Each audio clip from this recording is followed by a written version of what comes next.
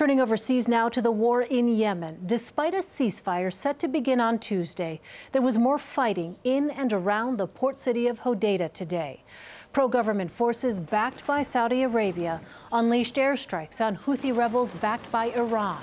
Elizabeth Palmer continues her reporting from the scene of the world's worst humanitarian crisis.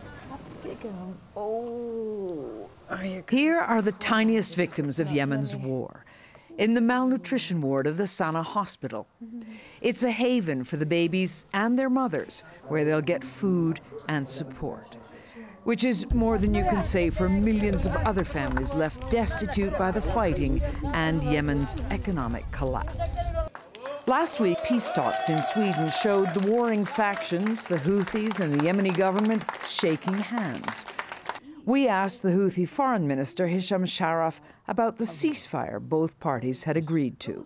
When will your fighters start to pull out? Until now, it is the concept that such kind of withdrawal should take place. Do you have any idea?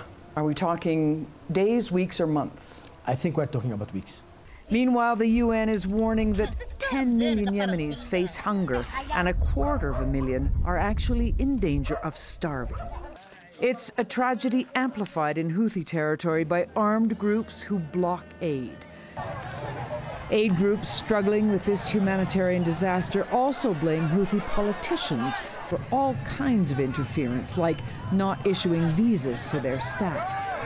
In 1 month, if you come back to this country after when peace starts moving, I can tell you that visa restrictions will be lifted. And will aid be moving? It will be moving better than what is happening now. With winter closing in, 20 million desperate people are waiting. Elizabeth Palmer, CBS News, Sana'a.